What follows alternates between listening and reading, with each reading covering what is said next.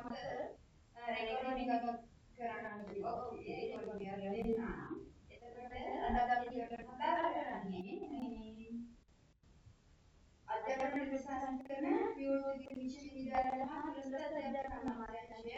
එතකොට විවිධ විශ්වවිද්‍යාල හා පුරස්කාර අධ්‍යාපන ප්‍රවර්ධන ශාඛාවේ 2020 දී හදපු පේපර් එකක්. දැන් නම් මේ පේපර් එක නැහැ. එතකොට මේ ඇත්තටම ඔය කොවිඩ් එක ළමයින්ට එක්සෑම් වලට ප්‍රැක්ටිස් කරන්න කියලා නෑ ස්කෝලින් සර්ටිෆිකේට්ස් තියෙන්නේ. ඒ මොකද නැති වෙන හින්දා තමයි මේ වගේ පේපර්ස් හදලා ඒකට බලපෑම්. ඒතකොට ඒ වෙන එක පේපර් එකක් තමයි මේ ඉතිරපතට හරියලා මේ ඔන්ලයින් එකකට ඉතිරපතට මොකද මේගොල්ලෝ ඉන්නලා අන්තමත් එක්කම උදේට දාලා ඉන්නේ.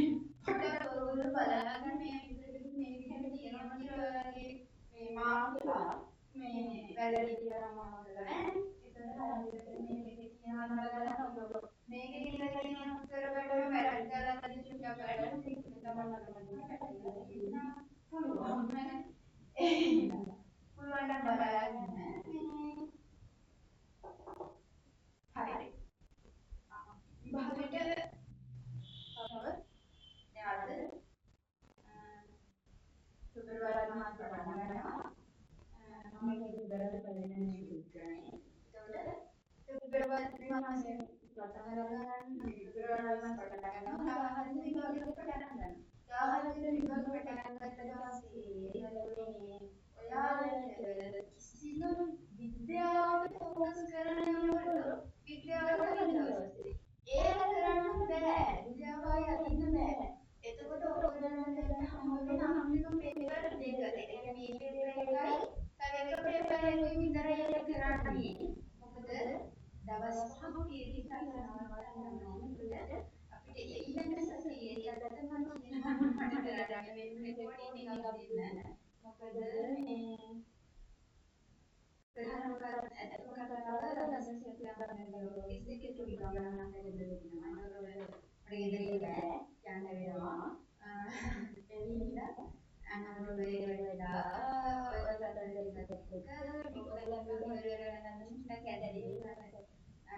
ඒගොල්ලන්ගේ වැඩ එක්ක වෙලින්දා දැන් ගන්න වෙනවා.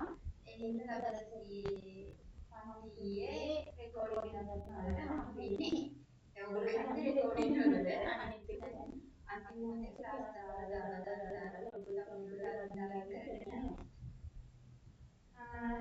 මේ දවස් ටිකකට මහන්සිලා පාඩම් පේපර්ස් කියන සෙකන්ඩ් එකේ ඔයගොල්ලෝ අඩුම 100 වත් එන්න ඕනේ. අඩුම 100 ඔයලා මට්ටමේ ඉන්න ඕනේ. වැඩි වෙනවා ගොඩක් හොඳයි. ඔය බේසික් එක ගත්තා. ඒක ගන්නවා. අතන අමුණු ස්කෝර් ඉන්නද? ඔය විද්‍යාවේ මොකක්ද පුළුවන් කියලා.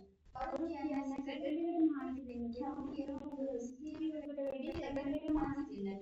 ඒක ඔයගොල්ලෝ කොච්චර බේසික් එක 35 ගත්තා වැඩක් නැහැ. සෙකන්ඩරි ලකුණු මොකද ඒ කියන්නේ නැහැ. දැනුම නැතුවනේ මේ උවමනාවෙන් මොනවද වර්ධනය යන ටික තමයි බහුතරයක් තියෙන්නේ. ඒකයි ලොකුම ප්‍රශ්නේ. අර ටෙස්ට් පේපර් එක ටෙස්ට් පේපර් එකේ ඔයගොල්ලෝ MCQ දැන් පාඩම් කරගන්න ඊට වැඩි කියලා මට්ටමේ ඉන්නවා. ඉතින් මම MCQ 30ක් අරන් දෙන්නම් කිව්වොත් 30ක් ගන්න පුළුවන් කිසිම අවුලක් නැහැ. ඒක 30ට වඩා එකක් දෙකක් හරි වැඩි කරගන්න. ඒ ලකුණත් ඔයාලදී ඒක ඉතිරි කරනවා. හරි. අපි යමු වැඩේට. මේ පාඩම් කරන අන්තිම පේපර්ස් ටික ඔයගොල්ලෝ පාඩම් කරලා ආවොත් ඔයාලට ගමනක් කියෙවි. නැත්නම් ඉතින් සෝරි තමයි. ඒක අපරණ සර්ටිෆිකේට් එක අන්තිම පේපර්. ඒ පේපර් එකේ ලකුණු මට්ටම තමයි ඔයාලගේ විභාගයේ එන ලකුණු මට්ටම. එතකොට ඒකට වැඩි චූට්ටක් වෙනස් වුණා. අපි හිතමු ලකුණක දෙකක වෙනසක් හැර ලොකු වෙනසක් බලන්න වෙන්නේ. ඔයගොල්ලෝ විභාගෙට ගිහිල්ලා ගන්නේ ඒ ලකුණු මට්ටමම තමයි. කොච්චර කියන පොත් ගන්නත් AB කියන තිබ්බට අන්තිම 100 හැප්පීම පුරනතුරු මොනාව නැතිවම ඉඳා. හරි.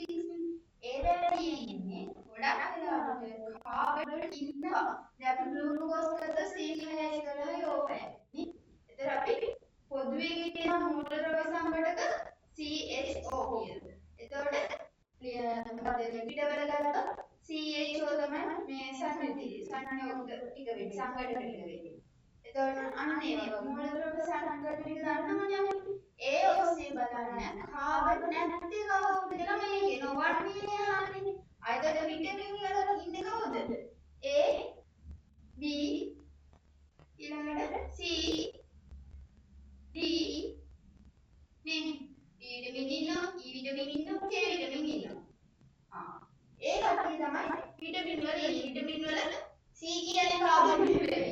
C කියන්නේ C විටමින්. එතකොට එයාගේ නැහැ කාබනික සංයෝග මූලික කාබනික සංයෝගයක් නෙවෙයි. හරි? මූලික කාබනික සංයෝගයක් මොනවද? මූලික කාබනික සංයෝගයක් නෙවෙයි. විටමින් කියන්නේ C නෙවෙයි. හරි. ඊගාට අන්තර්ජාතික ඒකක ක්‍රමයේදී ප්‍රමාණ වෙනීම සඳහා යොදා ගන්නා ඒකකය වන්නේ කුමක්ද කියලා අහනවා. අන්තර්ජාතික සම්බන්ධ ඒකකය තුල ප්‍රමාණය වනින්න යොදා ගන්න එක අහන්නේ. එතකොට දැන් මේගොල්ලෝ අහන්නේ ස්කන්ධය ගැනීමට නෙමෙයි පුතේ. ඔයගොල්ලෝ පටලව ගන්නේ ස්කන්ධයක්. ස්කන්ධය කිව්වොත් කිලෝග්‍රෑම් ඕකේ ඒකට ලකුණු වෙනවා. හැබැයි මෙයා අහන්නේ මොකද්ද? ද්‍රව්‍ය ප්‍රමාණය. ද්‍රව්‍ය ප්‍රමාණය හැම එකකටම අපි පරිහරණය පාවිච්චි කරන මොනවද? මවුල.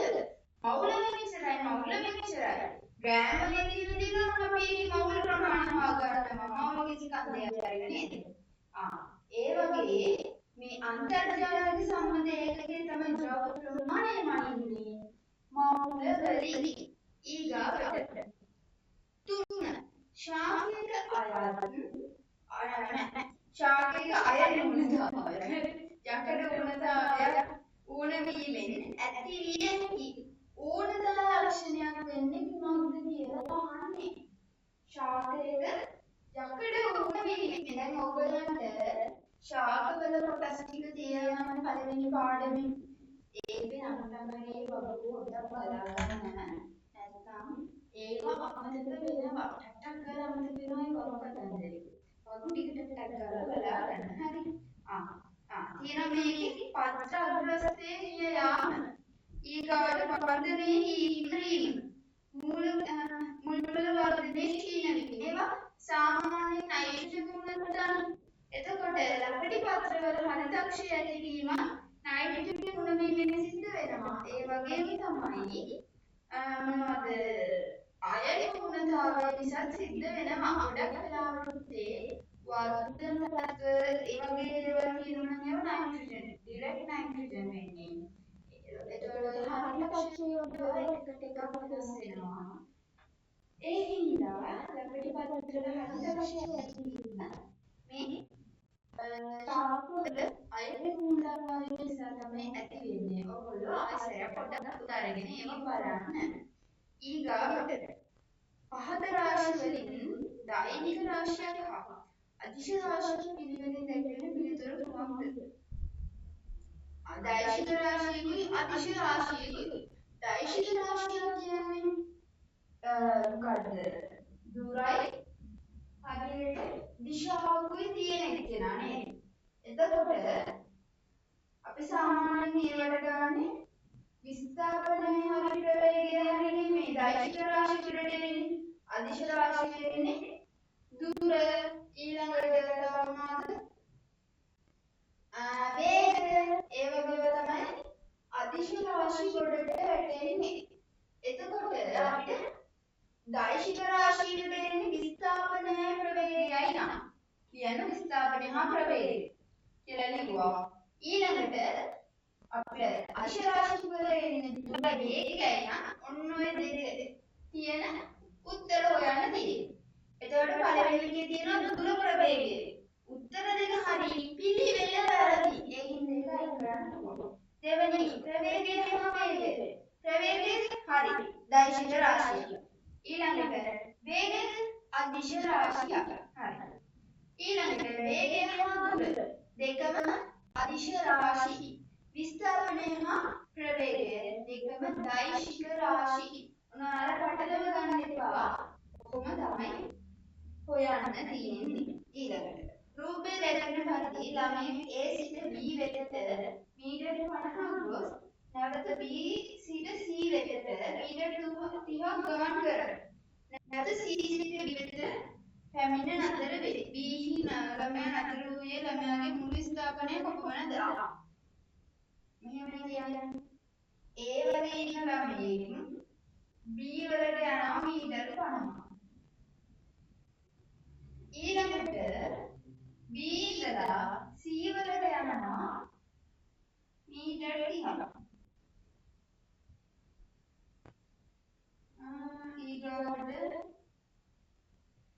මෙතන A B C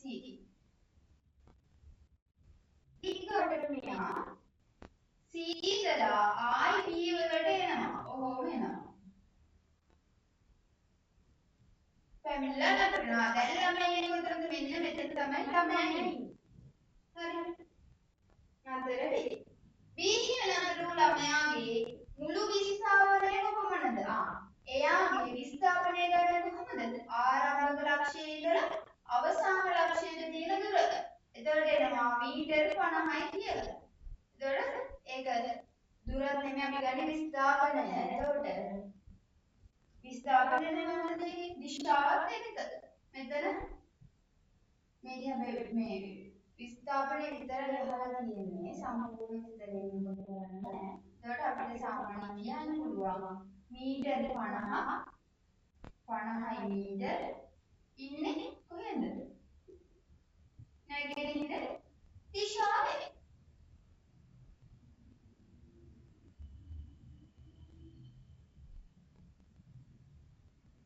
ඕයන් ගණන් එන්නේ නැති වෙයි කියන්න අපිට බෑ. එන්න පුළුවන් ආවොත් ඔහොම බලලා ලියන්න ඕන. එතකොට මේකේ උත්තරේ වෙන්නේ අංක 3 5ට 3යි. ඊගාවට 6. සෝඩියම් පරමාණුක ඉලෙක්ට්‍රෝන 11ක් තියෙනවා.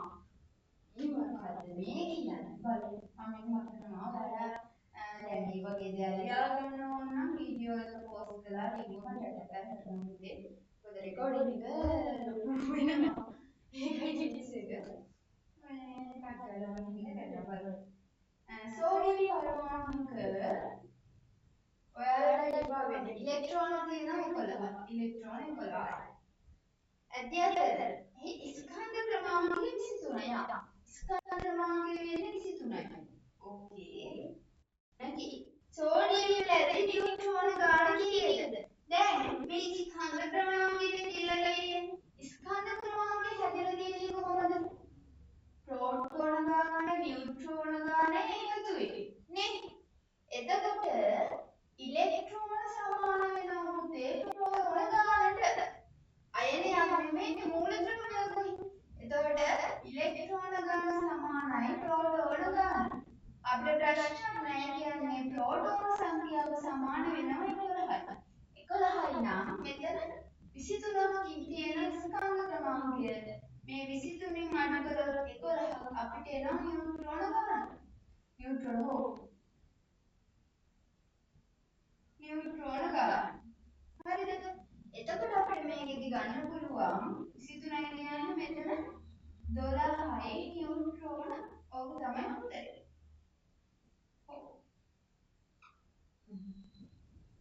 එතකොට නියුට්‍රෝන 12යි. උත්තරේ 6ට 2.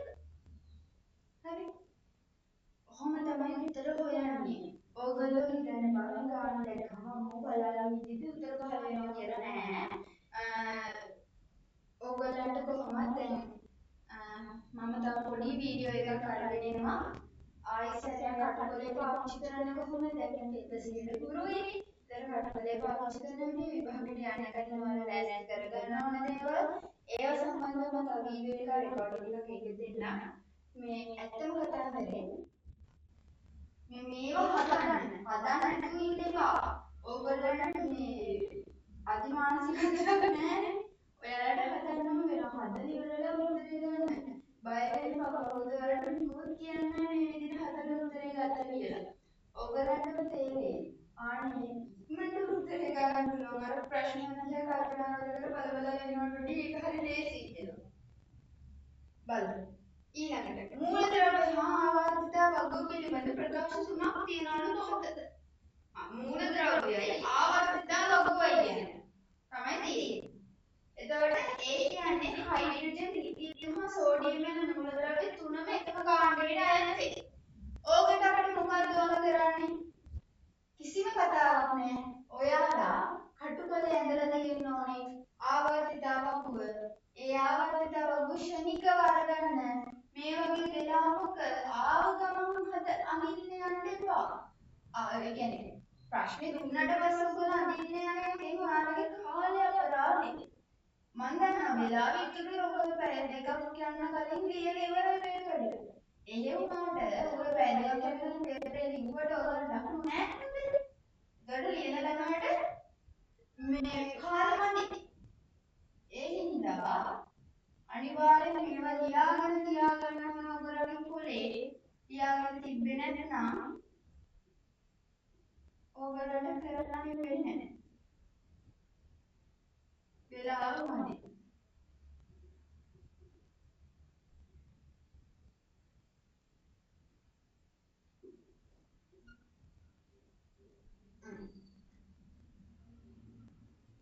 මේ කියනවා හයිඩ්‍රජන් ලිතියම් සෝඩියම් මූලද්‍රව්‍ය එකම කාණ්ඩයට හරි පළවෙනි කාණ්ඩයේ මූලද්‍රව්‍ය ඒ කියන්නේ ඒ ප්‍රකාශය හරි ඊළඟට තියෙනවා ආවර්තන දිගේ හරහට ඇති හරහට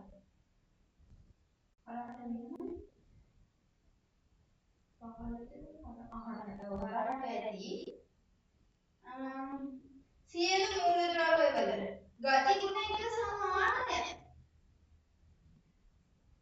එහෙම නැහැ. ගති ගුණ එක සමාන වෙන්නේ නැහැ. මොකද මේකේ අපිට ලෝහ තියෙනවා, අලෝහ තියෙනවා, වායු තියෙනවා නේ. ඒ හින්දා ඒ ගති ගුණ ටික වෙනස් වෙනවා. ඊට පස්සේ මොනවද ඔයගොල්ලන්ට නැහැ කවච ප්‍රමාණය මේ පරමාණුක අරේ තියෙනවා, විද්‍යුත් ඍණ ධාරය තියෙනවා, පළමු අයනීකරණ ශක්තිය තියෙනවා. කියන්නේ ගුණ එකින් එකට වෙනස්. ඒ හින්දා ඒක වැරදි. ඊගොල්ලන්ට කියනවා පරමාණු ක්‍රමාංකය දන්නා මූලද්‍රව්‍යයේ කාණ්ඩය හා ආවර්තය තීරණය කළ හැකියි.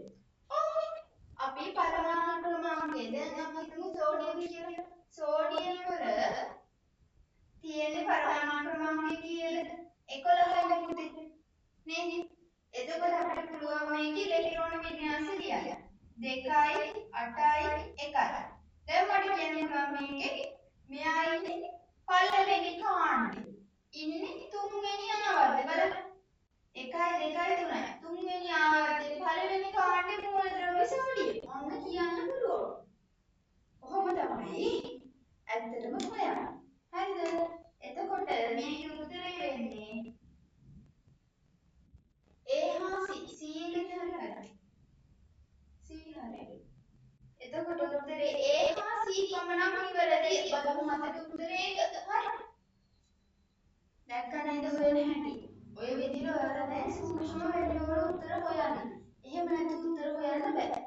ඊගාවට ඒක වාහන ප්‍රවේගයෙන් ගමන් කරන කිලෝග්‍රෑම් 12ක ස්කන්ධයක් සහිත වස්තුවකට ඒ ගමන් කරන දිශාවට නිව්ටන් 24ක බලයක් ඉදීමේදී හට ගන්නා ත්වරණයක කුමනද කියලා අහලා තියෙනවා. ඉතින් කිලෝග්‍රෑම් ගන්න කියනවා.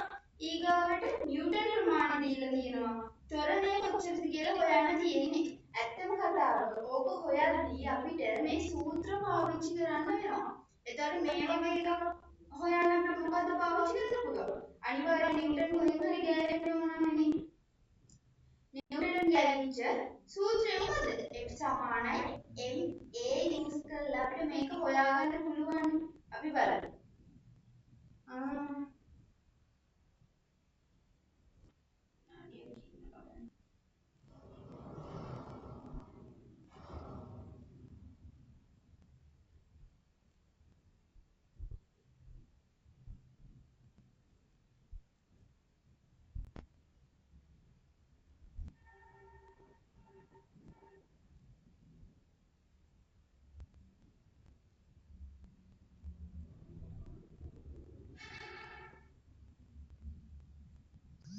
අපි දාලා සමානයි වලට. මෙවට ටංගාල ඔයගොල්ලන්ගේ කටුකොලේ non stop හැදෙන්න ඕන දේවල් හොඳනේ. F සමානයි ma. එතකොට අපි දන්නවා මේකේ බලය එනවා 24යි නිව්ටන්. ඊළඟට mass ස්කන්ධය එනවා 12යි කිලෝග්‍රෑම්. අපිට හොයන්න තියෙන්නේ A. එතකොට අපිට මේක හොයන්න වෙන්නේ F බෙදලා පැහැදිලිවනේ. එතකොට 24යි නිව්ටන් බෙදීම 12යි කිලෝග්‍රෑම්. එතකොට එනවා A සමාන වෙනවා 2යි ms ඍණ 2ට.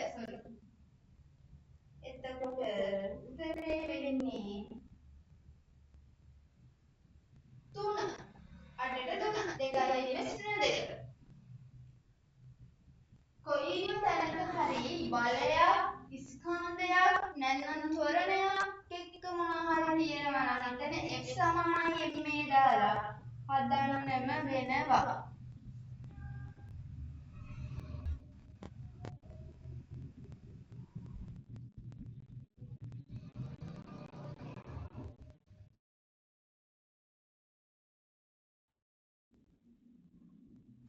හරි f සමානයි m දාලා හදන්නම වෙනවා. එතකොට ඊගාට මම වෙන්නේ ප්‍රශ්න මම වාඩි කරගෙන දැන්වම ගණන් කරලා ඉන්නවා. ඊළඟට පහත ප්‍රකාශ සලකා බලන්නලු.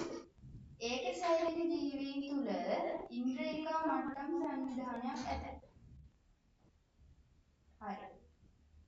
ඒක සෛලික ජීවියෙක් තුල ඉන්ද්‍රියකා මට්ටම් සංවිධානයක් තියෙනවලු. ඔව්. කවුද? පිගමුකෝ බැක්ටීරියාව කියලා. බැක්ටීරියාවක් ගත්තත් රයිබෝසෝම තියෙනවනේ. ඊට පස්සේ මොනවද සෛලික සංවිධානයක් තියෙනවා. හැබැයි ඒක හරියට සංවිධානය නම් වෙලා නැහැ. බලමු උත්තර මොකද වෙන්නේ කියලා. සෛලික සංවිධානය අනුව ජීවී භවයේ ලක්ෂණය. සෛලික සංවිධානය කියන්නේ ජීවී භවයේ ලක්ෂණයක් තමයි. ඊළඟට ඒක ජීවීන්ගේ සෛලෝප්ලාස්මය හා එහි අඩංගු ඉන්ද්‍රියක සෛල බිත්තියෙන් යට වී ඇත. ඇත්තම කතාව සෛල බිත්තියක් කියලා එහෙම එකක් නැහැ පුතේ. සෛල බිත්තියක් කියනවා. හැබැයි ඒ බිත්තිය අපි බිත්තියක් කියලා සලකන්නේ නැහැ. සෛලය හැඩේ පවත්වා ගැනීමක් කියලා අපිට සලකන්න බෑ. මොකද ඇමීබගේ එහෙම පිහිටන්නේ නැහැ. හැමෝගෙම මේක නැහැ. දැන් ශාක සෛල වල නම් තියෙනවනේ. හැබැයි ඇමීබලගේ එහෙම නැති හින්දා අපි සෛල බිත්තියක් කියලා කියන්නේ අපේ ප්‍රාගණයක් කියලා. ඒ හින්දා අපිට ඒ උත්තරේ අයින් කරන්න වෙනවා. එතකොට අපිට අර උත්තර දෙක ඉන්ද්‍රියකමටම තියෙන හින්දා ඒක ගන්න පුළුවන්. සෛලික සංවිධානය තියෙනවා නම් ධර්මකින්. ඒ හින්දා අපිට උත්තරේ ගන්න වෙන්නේ 4. ඒවා බලන ළමයි 4. හරි. ඊගාට මේක අහනවා විෂම පෝෂී වන්නේ පෝෂී ජීවීන් වන්නේ කවුද කියලා. එතකොට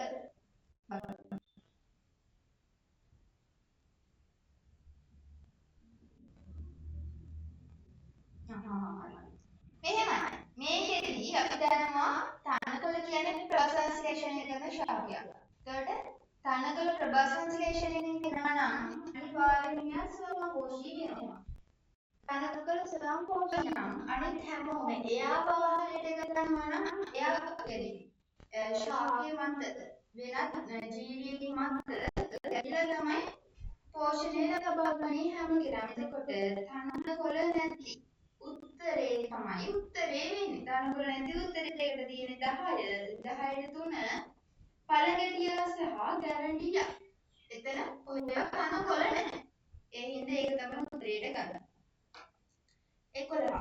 පහත ප්‍රකාශ වලින් වැරදි ප්‍රකාශය තෝරන්නලු. වැරදි එක තමයි අහන්නේ. හරි එක නෙවෙයි බලන්න. ඒක රේඛීයව එකම දිශාවට බල දෙක ක්‍රියා කරන විට ඒක රේඛීයව එකම දිශාවට බල දෙකක් අපි මෙහෙම අඳුරමු. කොහොම තියෙනවා මේකෙන් මේ පැත්තට බල දෙකක් ක්‍රියාත්මක වෙනවා. දෙකක් ක්‍රියා කරන විට එම බල දෙකේ සංප්‍රයුක්තය විශාල බලයෙන් කුඩා බලය අඩු වෙනවා. එකම දිශාවට නම් එතන සංප්‍රයුක්තයක් හැදෙන්නේ මේ පැත්තට ගියොත් තමයි සංප්‍රයුක්ත බලයක් ඇති වෙන්නේ. මෙයා නිව්ටන් 5යි මෙයා නිව්ටන් 4යි නම් ඔන්න නිව්ටන් එකක සංප්‍රයුක්තයක් මේ දිශාවට හැදෙනවා. හැබැයි මේක මේ පැත්තටම ඔය 5යි 4යි බලය දෙනවා නම් එකම දිශාවකට. එතකොට 9යි නිව්ටන් සංප්‍රයුක්ත බලයක් නැහැ. ඒ හින්දා මේක වැරදි. පළවෙනි එක වැරදි. වස්තුවක් මත බලය දීමේදී විවිධ දිශාවකට බලය දී හැකියි. අපි දන්නවා. ඊට පස්සේ වස්තුවක් මත විරුද්ධ අතට ඒක රේඛීයව බල දෙකක් යොදන විට සංප්‍රයුක්ත බලය එම බල දෙකේ වෙනසින් ලැබේ. හරිය මේදී විරුද්ධ දෙසට යොදනකොට හම්බ වෙන්නේ. ඊළඟට සමාන්තරව එකම දිශාවකට ක්‍රියා කරන බල දෙකක සංප්‍රයුක්ත බලය බල දෙකෙහි අයිතියට සමානයි. මේදී සමාන්තරව යන එක එකතුවට සමානයි. එතකොට ඒ උත්තර ටික ඔක්කොම හරි. අර පළවෙනි එක තමයි වැරදි. එතකොට 11ට එන එක 11ට එක. හරි. ඊළඟට 12. අයනික සංයෝග වල ලක්ෂණයක් වන්නේ. අයනික සංයෝග ගැන අහන්නේ. ළමයි අයනික සංයෝග වලට ඔයගොල්ලෝ හොඳටම ඉගෙන ගන්න ඉතිනා තමයි. Sodium chloride. එතකොට බලමු. කාර්බන උෂ්ණත්වයේදී වායු හෝ ද්‍රව ලෙස පවතී. නෑ එහෙම එකක් නෑ. කාර්බන උෂ්ණත්වයේදී වායු හෝ ද්‍රව ලෙස හැම එක්කෙනාම ඉන්නේ නෑ. ඒ හින්දා ඒක නෑ. කිසිදු සංයෝගයක් ජලයේ ද්‍රාව්‍ය නොවේ. එහෙම නෑනේ. දැන් සෝඩියම් ක්ලෝරයිඩ් ජලයේ ද්‍රාව්‍යයි නේ. ඒක නෙමෙයි මුහුද. ලුණු රහට අහු වෙන්නේ අපිට. ඊළඟට ඝන අවස්ථාවේදී විද්‍යුත් සංනයනය කරයි. ඝන අවස්ථාවේදී විද්‍යුත් සංනයනය කරනවා නම් ලුණු තියාගන්න බෑනේ. ඒ හින්දා ඒකත් වැරදි. ඉහළ ද්‍රවාංකයක් සහ තාපාංකයක් ඇත. ඔව්. ඉහළ ද්‍රවාංකයක් සහ තාපාංකයක් දෙන අයනික සංයෝගයේ හින්දා. ඒතර 12ට උත්තරේ 4. ඊගාවට 4. ඊගාවට 13. පහත රුවේ පරිදි මීටර් එකක් දිග AB නම් ඒකාකාර දණ්ඩක්. මීටර් එකක් දිග AB කියන ඒකාකාර දණ්ඩක්. AB. දණ්ඩ හරිමැදින් එල්ල. හරිද. AB කියන්නේ මේ අර දිග දණ්ඩට. මෙහෙම දිගට තියෙන දණ්ඩ හරි මැද්දෙන් එල්ලලා. හරි මැද්දෙන් එල්ලලා සම්තුලනය කර ඇත. මීටර එකක් දිගේක තව මෙතන එන 0.5 මීටර. සම්තුලනය කර ඇත. B කෙළවරෙහි 2.1 බලන්න. ඔව් 2 නිව්ටන් බලයක් එල්ලනවා. මේ පැත්ත B මේ පැත්ත A. එතකොට මෙතන නිව්ටන් දෙකක බලයක් ක්‍රියා කරනවලු. ඒ නිසා හටගන්නා දක්ෂිණාවර්ත පූර්ණය කොපමණද කියලා අහනවා. බල පූර්ණය හොයන්නේ කොහොමද කියන එකනේ ඔය ගැටලුව එන්නේ. ඇත්තම කතාවනේ. එතකොට බල පූර්ණය සෙවීම කරන්න තියෙන්නේ. මේකේ දක්ෂිණාවර්ත බල පූර්ණය.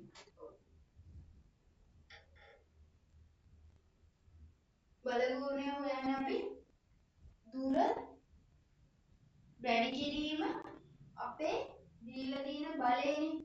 එතකොට මේකේ දුර එන්නේ කීයද මෙතනත් එක්ක ගත්තාම 0.5 මීටර කියලා දුරක් එනවා. නිව්ටන් ගාන 2 නිව්ටන්. එතකොට මේකෙන් භාගයයි 1යි. ඔව් 1යි තමයි බල පූර්ණය එන්නේ. එතකොට උත්තරේ 3 බල පූර්ණය 1යි. ඒක කන සංඛ්‍යාත්මක අගය පමණක් මේ අරගන්න තියෙන්නේ. හරි. ඊගාවට බැක්ටීරියා මගින් ඇති කරන රෝග කාණ්ඩ ඇතුළත් පිළිතුරු තෝරන. බැක්ටීරියා මගින් ඇති කරන්න ඕනේ. වෙන ඒවා ඇති කරන ඒවා ඉන්නත් බෑ. හරිද? එතකොට පරිස්සමෙන් උත්තර තෝරන්න. නැත්නම් පැටලෙන්න පුළුවන්. ක්ෂය රෝගය, පිටගැස්ම, ලාදුරු. ඕගොල්ලන්ට මෙහෙම දෙයක් තියෙනවා. දැන් බැක්ටීරියාවකින්ද හැදෙන්නේ, වෛරස් එකකින්ද හැදෙන්නේ කියලා ප්‍රශ්නයක් එනවනේ. දැන් අපිට ඔය ප්‍රශ්නේ තිබ්බේ නැහැ. මොකද කොවිඩ් කාලේනේ.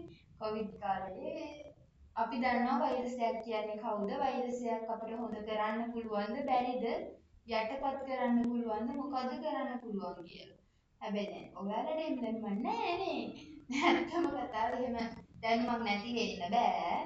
මේ තියෙන්න ඕනේ මේ මොකද්ද ප්‍රතිජීවක වලට රියැක්ට් කරන්නේ. ඒ කියන්නේ ප්‍රතිජීවක වලට මොකද ඒකට සිංහල වචන මම දන්නේ නැහැ. රියැක්ට් කරන්නේ බැක්ටීරියා විතරයි. බැක්ටීරියා රෝග වලට විතරයි ප්‍රතිජීවක ඖෂධ ලබා දෙන්නේ. කිසිම වෛරසයකට ප්‍රතිජීවක ලබා දීලා වැඩක් නැහැ. මිනිස්සුන්ගේ ඇඟේ තියෙන ප්‍රතිශක්තිය වැඩි කරන්න විතරයි පුළුවන්. ඒකයි ඔය ඉන්ජෙක්ෂන් එකක් දෙන්නේ. ඉන්ජෙක්ෂන් එකක් දුන්නානේ කොවිඩ් කාලේ එක සයිනෝෆාර්ම් ඊට පස්සේ තව මොනවද ඩෙල්ටාද බූටෝද මොකක්ද එකක් කියලා එකක් දුන්නා. ඔන්න දුන්නා. අන්න ඒ ටික දෙන්නේ හේතුව ප්‍රතිශක්තිය වැඩි කරන්න ඇඟේ තියෙන. එහෙම නැතුව මේ බැක්ටීරියා මොකද වෛරසය මරන්න වෛරසය විනාශ කරන්න කියලා එහෙම ඖෂධ නැහැ. ඒ හින්දායි සාමාන්‍ය වෛරස් රෝගයක් හැදුනහම පැතිරීම වැඩි වෙන්නේ. ඒක විනාශ කරන්න පුළුවන් හැකියාවක් නැති නිසා. හරි. එතකොට ડોක්ටර් ගාවට ගියාට පස්සේ ඇන්ටිබයොටික් මොනවා හරි දෙනවා නම් එහෙනම් ඔයන්ට තියෙන්නේ බැක්ටීරියා ආසාදනයක්. එහෙම නැතුව ගෙදර ඇවිල්ලා තියන්න එපා වටේ පිටේ ඇයිලත් අමෝ මේ දවස්වල වෛරස් එකක් යනවා කියලා. වෛරස් තියෙනවා නම් ඔයාලට දෙන්නේ නැහැ. ඔන්න ඕකේ ඊළඟට බලන්න පුළුවන් හොඳ වෙන්නේ. ඒ කියන්නේ හොස්පිටල් තියෙන ඒතර හොස්පිටල් එකේ ගිහිල්ලා බෙහෙත් ගන්න ලෙඩ මොනවද කියලා බලලා ඒ අනුව හොයාගන්නත් පුළුවන් බැක්ටීරියා ආසාදන මොනවද කියලා. එතකොට දැන් පළවෙනි එක ක්ෂය රෝගී. ඉස්සර මිනිස්සුන්ට ක්ෂය රෝගය තියෙනවා හේතුව බෙහෙත් ගන්න සල්ලි නෑ පුතේ. එතකොට ක්ෂය රෝගයට බෙහෙත් තියෙනවා. දැන් ආයෙත් නෑ ක්ෂය රෝගී. එතකොට ක්ෂය රෝගී කියන්නේ බැක්ටීරියා රෝගයක්. පිටගැස්මට ඔයාලා චූටි දවස්වල පොඩි එන්නතක් දෙනවා. එතකොට ඒක ඊපස්සේ දැන් උනත් මොකක් හරි යකඩ කූරකට ඇනුනොත් ඒ වගේ මොකක් හරි වුණොත් ඉන්ජෙක්ෂන් එකක් දෙනවා. ඒ පිටගැස්ම හදන්නේ මලකඩවල ඉන්න බැක්ටීරියාව. ඊගාවට ලාදුරු වල වෙනම හොස්පිටල් එකක් තියෙනවා.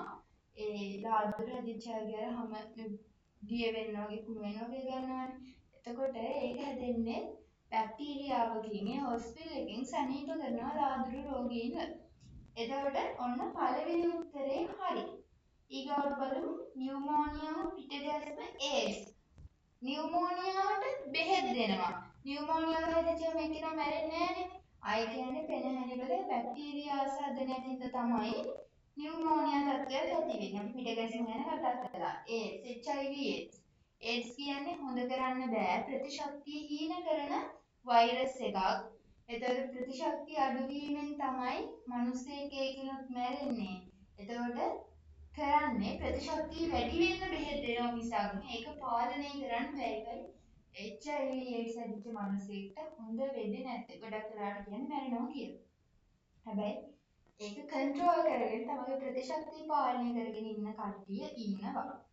ඊගාවට ක්ෂය රෝගය කොලරාව COVID-19. කොලරාව කියන්නේ ඇත්තටම වමනේ යන එක අන්න ඒ වගේ තත්ත්වයක කියන්නේ අපිරිසිදු ජලයට ආහාර නිසා ඇති වෙන්න පුළුවන්. ඒකට හැමදාම මේ කොලරාවෙන් මිය ගියා කියලා මෙච්චර ප්‍රමාණයක් කොලරාවෙන් මෙහෙම නෑනේ.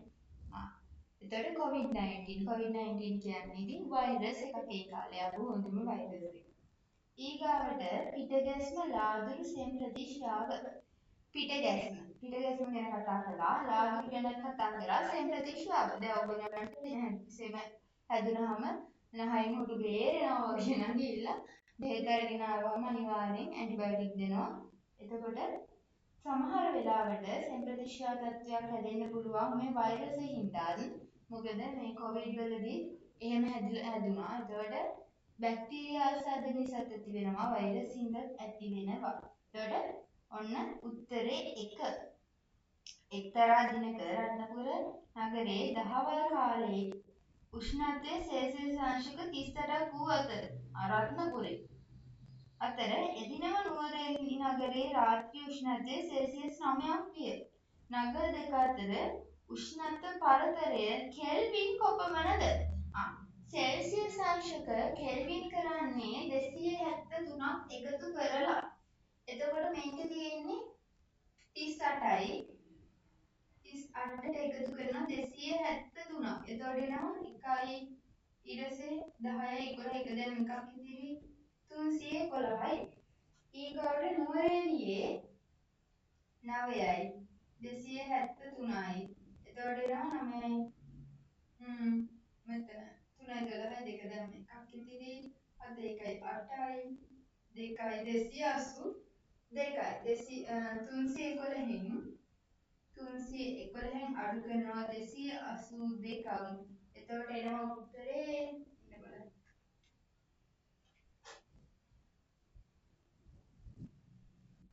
පහළ එකතු කරන්න බෑනේ. අඩු කිරීම 282 29යි කියලා. උත්තරයක් තියෙනවා 29 එක 15ට එක හරි. 29යි මේක කෙල්වින්. මේ තියෙන්නේ කෙල්වින්. මේ තියෙන්නේ කෙල්වින්. හරි. ඔහොම තමයි කෙල්වින් ගණන් හොයන්නේ. කෙල්වින් වලට බය වෙන්න එපා. ෆැරන්හයිට් වලින් ඔයාලට ගණන් වෙන්නේ නැහැ. ඒ හින්දා ෆැරන්හයිට් වලින් ගණන් එයි කියලා බය වෙන්නත් එපා. හරි. ඔහොම තමයි ඒක වෙන්නේ. ඊගාවට ඉච්ඡාංග පෙහි සංකෝචනය පාලනය කරන්නේ කවුද කියලා අහනවා. ඔයගලන්ට මේව මතක නැත්නම් කරුණාකරලා ස්නායු පද්ධතිය පොඩ්ඩක් බලා ගන්න. එහෙම නැතු උත්තර ගන්න බෑ. ඉච්ඡාංග පේශි සංකෝචනය පාලනය කරන්නේ මස්තිෂ්කය මගින්. එතකොට මස්තිෂ්කය ඩැමේජ් වුණොත් ඔයාලට අතක් පයක්වත් උස්ස ගන්න බැරි වෙනවා. ඊට පස්සේ ගොඩක් වැඩ මග හැරෙන්න පුළුවන්. හරි. ඊගාවට පහත් ඇත්තටම මස්තිෂ්කයට නම් ඩැමේජ් කරගන්න එපා.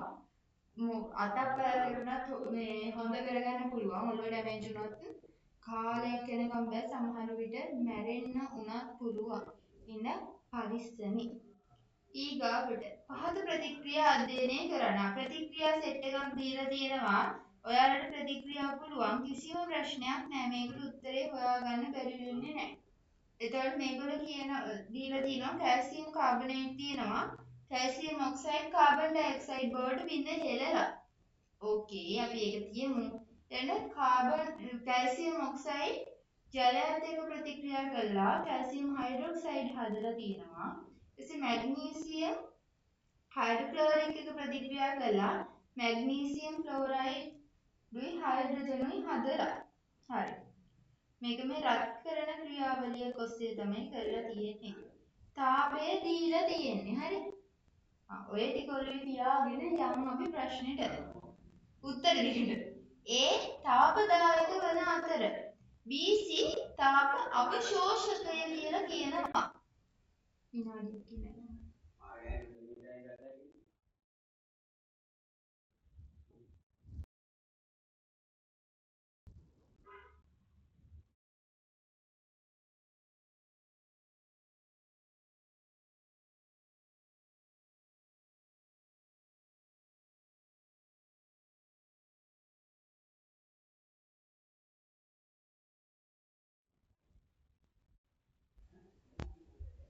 හරි ළමයි. එහෙනම් හරි.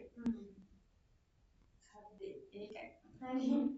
ඊගොල්ලන්ට මේගොල්ලෝ කියනවා තාපදායකයිලු A B හා C තාප අවශෝෂකයිලු. එතකොට මේ බලන්නකො මේකේ කාබන් ඩයොක්සයිඩ් පිට වෙලා තියෙනවා කැල්සියම් ඔක්සයිඩ් හැදිලා තියෙනවා. ඇත්තම කතාව A කියන්නේ තාප අවශෝෂකයි පුතේ. B C ගත්තාම මේක තාපදායකයි. එතකොට ඒ උත්තරේ වැරදි. එතකොට ඒ ඊළඟට දෙවෙනි උත්තරේ ඒ තාප අවශෝෂක වෙන අතර B හා C තාපදායක වේ. ඒ කියන්නේ දෙක තමයි උත්තරේට එන්න ඕන. ඊළඟට A හා B තාපදායක නැහැ ඒක වැරදි. A හා C අවශ්‍ය නැහැ එකත් වැරදි. එතකොට උත්තරේ දෙක. ඊට පස්සේ 18 පහත කිරණ වලින් අවදි කෝණය නිවැරදිව දැක්වෙන අවස්ථාව තෝරන්නලු. අවදි කෝණය හරියටම තියෙන්නේ කෝකෙද කියලා අහනවා. දැන් ඕගොල්ලන්ට ගහනතර විරලතර මාධ්‍ය ගැන අදහසක් තියෙන්නම ඕන. නැතුව මේක කරන්න බෑ. එතකොට ඇත්තම කතාව අවදි කෝණය නිවැරදිව තියෙන අවස්ථාව තමයි 4 වෙනි එක. ඒක සමාන්තර රේඛීයව ගමන් කරලා ආලෝක කිරණේ මොකද නෑ පහළ ගහනතර මාධ්‍ය ඔස්සේ ඇවිල්ලා විරලතර මාධ්‍යයේදී සමාන්තරව ගමන් කරලා තියෙනවා. එතකොට ඒක තමයි අපිට උත්තරේ ගන්න පුළුවන්. 4 කරුණා කළා කෝණවල මේ අවදි කෝණ පතන කෝණ ඒව අනේ කිරණ සටහන් චුට්ටක් බලා ගන්න. ඔයගලන්ට පොතේ පැහැදිලිව තියෙනවා ඒ ටික කරගන්න. හරි. ඊගාවට 19 විද්‍යුත් චුම්බකයක් තැනීමේදී හරය ලෙස ගනු ලබන ලෝහය කුමක්ද? විද්‍යුත් චුම්බකයක් හදනකොට හරයට ගන්න මොකද්ද කියලා අහන්නේ. එතකොට විද්‍යුත් චුම්බකයක් හදනකොට මේ ළඟදිත් ඔයගොල්ලෝ මේ මම ඒකයි කියන්නේ ඔයගලන්ට මේ ඉන්නේ එකම ප්‍රශ්න ටික එක විදිහට මේ ළඟදී ගණන් වගේක් පටලවගෙන අමාගෙන හැදුවා නේද මේ මෘදු යකඩ ගැන. මෘදු යකඩයක් තියෙනවා චුම්බකයක් ක්‍රියා කරනවා දඟලයක් අසලින් යනවා කියා අපි පෙරපරේ සාකච්ඡා කළා. එහෙනම් ඒ හැදුවේ මොකද්ද? විද්‍යුත් චුම්බකයක්නේ. විද්‍යුත් චුම්බකයක් නම් ඒ හැදුවේ. එතෙන්දී අපිට පාවිච්චි කරේ මොන යකඩද? මෘදු යකඩ. උත්තරේ 2. බලන්න 19 උත්තරේ 2.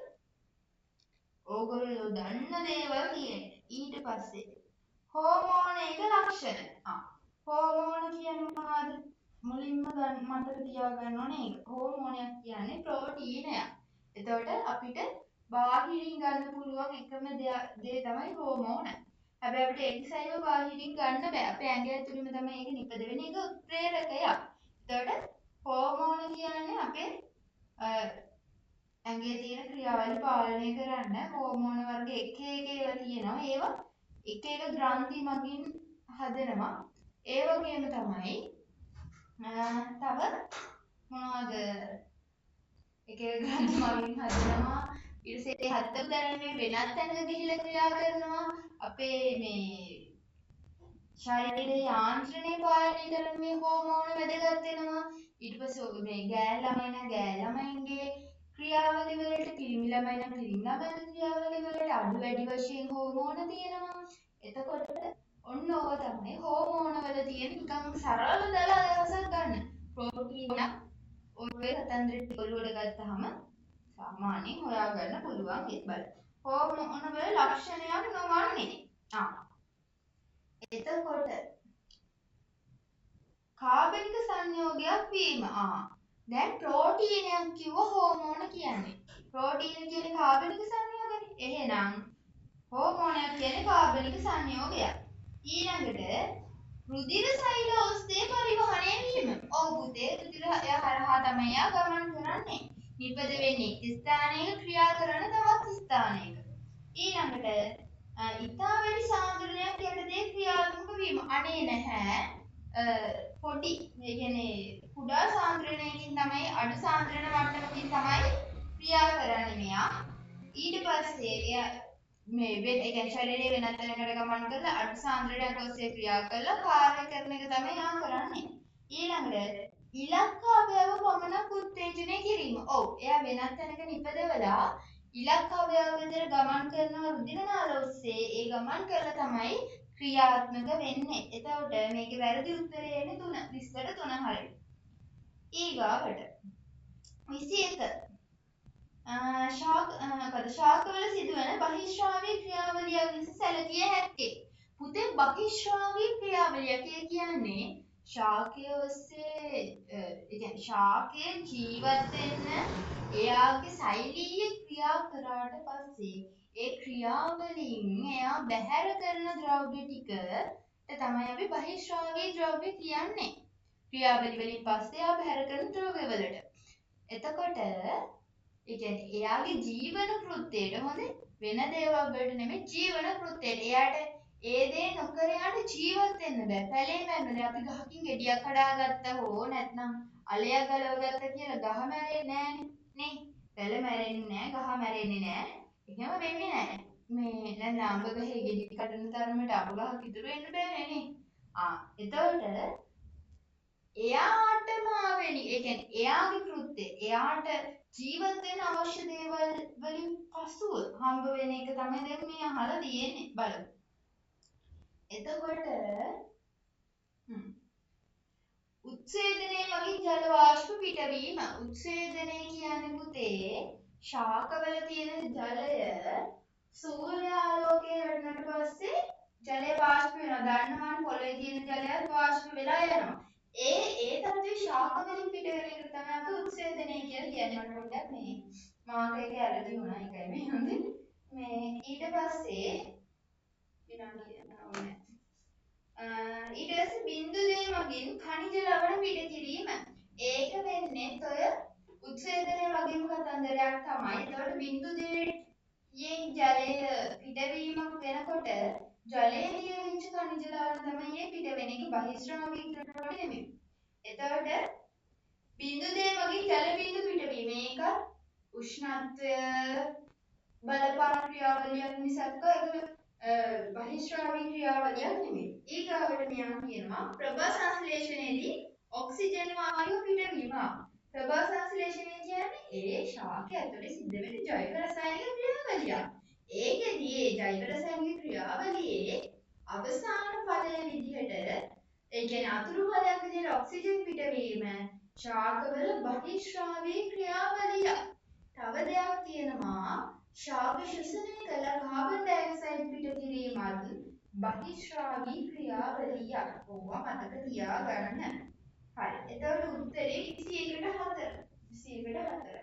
ඊගාවට 22 කියන්නේ සමගාත භාණ්ඩයක් හා සුෂිර භාණ්ඩයක් අනුපිළිවෙලින් දක්වන්නලු.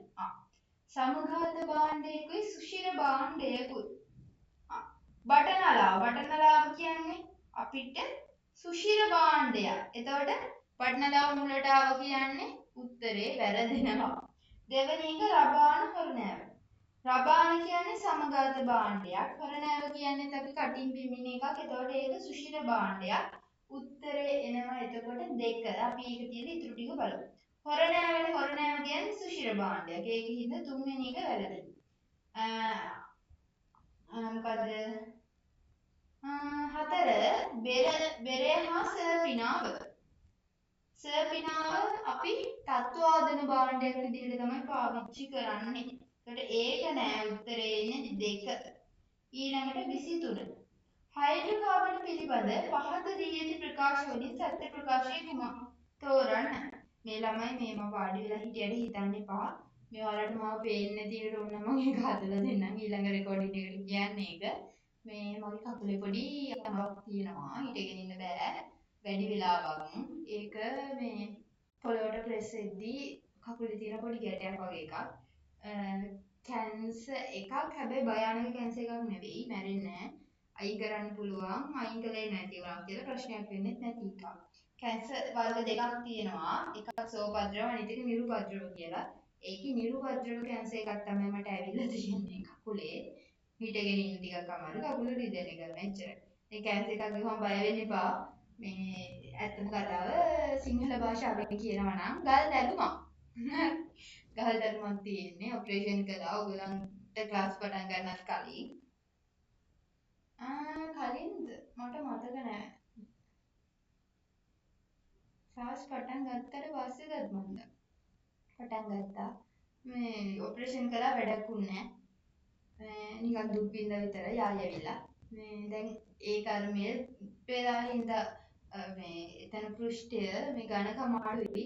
ඒ හින්දා රිදෙනවා වැඩි. අපරාධ ඔපරේෂන් කළේ කියලා හිතෙනවා. ඔයගොල්ලෝ මොනවා හරි ඒ වගේ තීරණයක් ගන්න නම් පොඩ්ඩක් හොයලා බලන්න ආයෙ එනවද නැද්ද කියලා. මමත් හිතුමනාප ගිහිල්ලා කපලා කොටලා ආවා. වැඩක් නැහැ. දැන් ආයෙ වෙන්න. දැන් හිටගෙන ඉන්නකොට මට තරු පේනවා. සෙරප්පු දෙකක් දාගෙන විතරයි ඉන්න පුළුවන්. මට මේ ක්ලාස් එක කරන්න බෑ. ටකස් ටකස් කියලා සද්ද එනවනේ. මං කැමති නැති. ඔයගොල්ලන්ට ඩිස්ටර්බ්. හරි. ඊගාවට 23ට යනවා. හයිඩ්‍රෝකාබන පිළිබඳව පහළ දී ඇති ප්‍රකාශ වලින් සත්‍ය ප්‍රකාශය තෝරන්නලු. එතකොට හයිඩ්‍රෝකාබන පිළිබඳව අහන්නේ සත්‍ය ප්‍රකාශය අහන්නේ. බොර තෙල් යනු ඇල්කේන මිශ්‍රණයකි. ඔව්නේ. බොර තෙල් කියන්නේ ඇල්කේනයක්. ඇල්කේන වල කාබන් අණු අතර ද්විත්ව බන්ධන පවතී. නෑනේ පුතේ. ඇල්කේන වල තියෙන ඒක බන්ධන ඇල්කීන වල තියෙන ද්විත්ව බන්ධන. ඇල්කීන වල කාබන් පරමාණු අතර ඒක බන්ධන පවතී. ඒකත් වැරදි. ඊළඟට ඇල්කීන වලට වඩා ඇල්කේන ප්‍රතික්‍රියා ශීඝ්‍රතාවය ඉහළද? ප්‍රතික්‍රියාශීලීය. එතකොට ඇල්කේන වලට වඩා ඇල්කීන වලට වඩා ඇල්කේන වල ප්‍රතික්‍රියා ශීඝ්‍රතාවය අඩුයි. ඇල්කීන වල ප්‍රතික්‍රියා ශීඝ්‍රතාවය වැඩි. ඔයගලන්ට ලක්ෂණ මතක නැත්නම් චුට්ටක් ආයි පොඩ්ඩක් උඩින් බලා ගන්න. ඊගාවට තරංග ඍජුකරණය තරංග සුමටනය හා සංඥා වර්ධක ලෙස යොදාගත හැකි ඉලෙක්ට්‍රොනික උපාංග පිළිවෙලින් දැක්වෙන ප්‍රකාශය තෝරන්නලු. එතකොට තරංග ඍජුකරණයට මොනවද පාවිච්චි කරන්න පුළුවන්? අනිවාර්යෙන් අපිට පාවිච්චි කරන්න පුළුවන් දෙයක් තමයි ඩයෝඩයක් පාවිච්චි කරන්න පුළුවන්.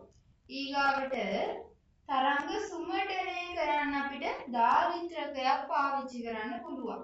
තරංගේ සුමටනය කරන්න අපිට ට්‍රාන්සිස්ටර් එකක් පාවිච්චි කරන්න පුළුවන්. එතකොට ඔන්න ඔය ටික පිළිවෙලට තියෙන උත්තරේ හොයන්න තියෙන අයෝ වෙනස් වෙන්නේ නැහනේ. එතකොට අපිට උත්තරේ එනවා ඩයෝඩයයි දාරිත්‍රකයයි ට්‍රාන්සිස්ටරයයි තියෙන දෙවෙනි උත්තරේ. බලන්න 24ට 2. උත්තරේ හරි. ඊගාවට 25 මෙන්ඩල්ගේ පරීක්ෂණය අනුව F1 පරම්පරාවේ ශාක පරාගණයෙන් ලැබෙන බීජ සිටුවීමෙන් F2 පරම්පරාව ලබා ගන්න. රවුම් හැකිලුණු බීජ ලක්ෂණ සැලකුවොත් අතර අනුපාතය හා ස්වපරාගණයෙන් ලැබෙන්නේ. හරි.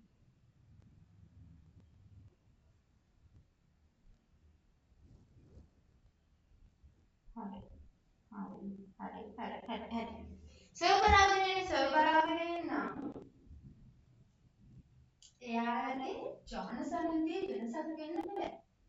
ඔන්න ඕක තමයි උඩට ගන්න තියෙන්නේ. ස්වපරාගණය වෙනසක් වෙනකොට ස්වපරාගණය වුණා නම් ඔන්න ඒගොල්ලෝ දෙනවා. හැබැයි මේ කියන්නේ ස්වපරාගණය. ඒතකොට කෙලින්ම අදිනවලට ලේසිම දේ පණක් කොට. මම පණක් කොට ලේසි කරවන්නේ අර කොහොමද කපාට ඔයාලට පොතෙන් හරි මිස් වුණොත් ඔයාලට උත්තරේ වර්ධින්න පුළුවන්. එතකොට එකකින් එනවා R අනිත් එකේ R.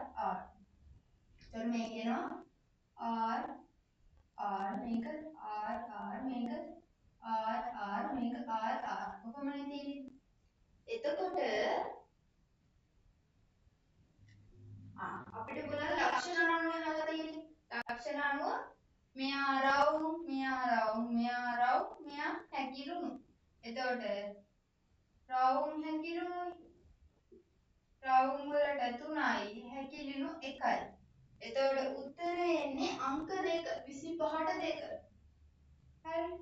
ඔන්න ඔහොමට අංක කරලා දින්න ඔයගොල්ලන්ට එතකොට කිසි ප්‍රශ්නයක් නැතුව උත්තරේ ගෙඩිය පිටින් අරගන්න පුළුවන්. බය වෙන්න එපා. හරි. ඊට පස්සේ පහත දී ඇති වගන්ති සලකා බලන්න. එන්සයිම වල කාර්ය වන්නේ ජෛව රසායනික ක්‍රියා උත්ප්‍රේරණය කිරීමයි. වගන්ති සලකා බලන නිවැරදි වගන්තිය වන්නේ කුමක්ද කියලා අහනවා. මම දැන් ටිකකට කලින් මේ ටික කිව්වත් එක්ක. එන්සයිම වල කාර්ය වන්නේ ජෛව රසායනික ක්‍රියා උත්ප්‍රේරණය කිරීමයි. ඔව් මේක උත්ප්‍රේරකාරකයක්. ඒ හින්දා ඒ වල උත්තරේ හරි.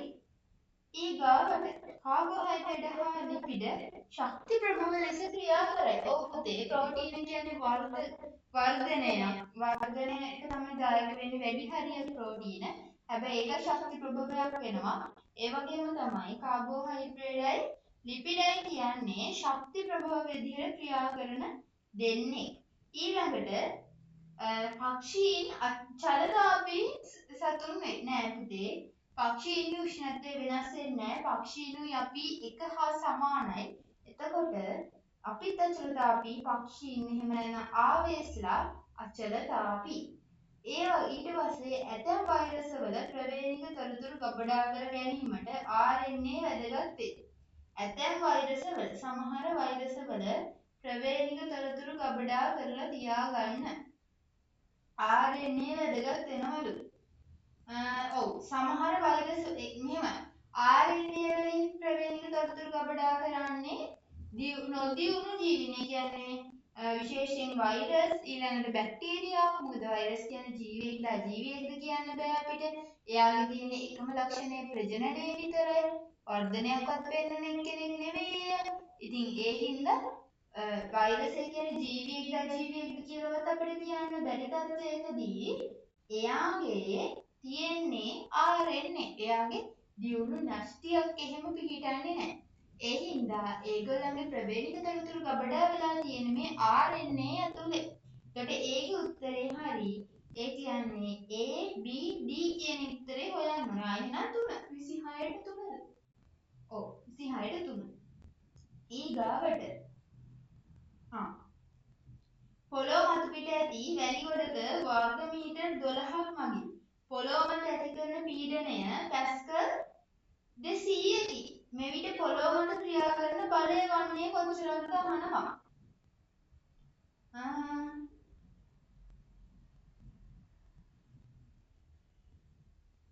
පොඩේ විනාඩියක් දෙන්න.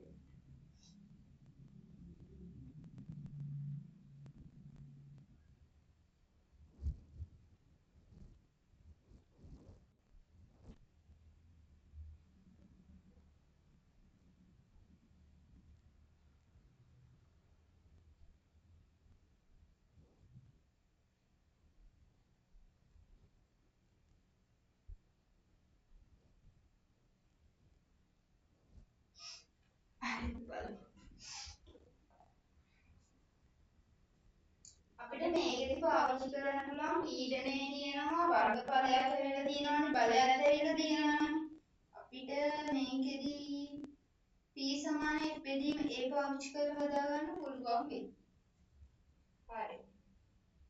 නැත්නම් අපිට බලයෙන් හොයන්න තියෙන්නේ f සමානයි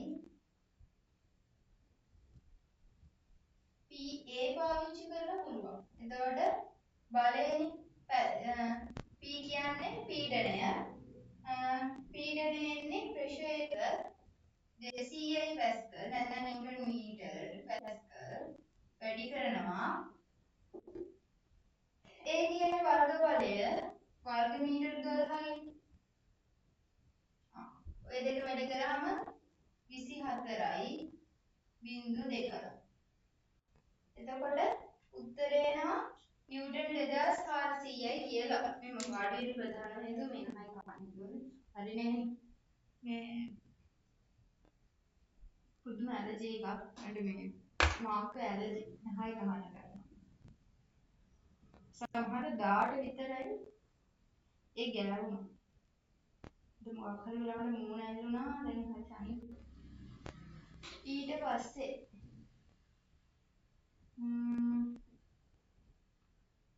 එතකොට උත්තරේ එන්නේ 4 2400යි නිව්ටන්. ඊගාවට විද්‍යාගාරයේදී කාබන් ඩයොක්සයිඩ් වායු සාම්පල හා ඔක්සිජන් වායු සාම්පලයන් රත් කිරීම සඳහා සුදුසු සංයෝග දෙක පිළිවෙලට දැක්වෙන පිළිතුර කුමක්ද කියලා අහනවා. විද්‍යාගාරයේදී කාබන් ඩයොක්සයිඩ් වායු සාම්පලයක් හා ඔක්සිජන් වායු සාම්පලයක්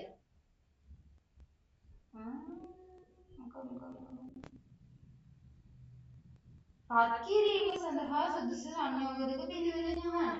රත් කරන්න හොඳයි කියන්නේ. එතකොට කැල්සියම් කාබන් ඩයොක්සයිඩ් වායු සාම්පලයට නම් කැල්සියම් කාබනේට් හොඳයි. ඊට පස්සේ ඔක්සිජන් වලට පොටෑසියම් පර්මැංගනේට්. ඒතර උත්තරේ එන්නේ කීයද? කැල්සියම් කාබනේට් තියෙනවා දෙවෙනි එකේ, පොටෑසියම් පර්මැංගනේට් තියෙනවා දෙවෙනි එකේ. ඒතකොට උත්තරේ 2. ඒ ප්‍රශ්න ටිකක් විතරයි. හොඳයි. ඊගාවට ස්කන්ධය හොයන්න තියෙනවා. අපිට මෞලික ස්කන්ධය දීලා තියෙනවා. කැල්සියම් කාබනේට් කිලෝග්‍රෑම් එකක් වියෝජනය කරන්න හදන්නේ. කැල්සියම් ඔක්සයිඩ් ස්කන්ධය හොයන්න තියෙන්නේ. බලමු.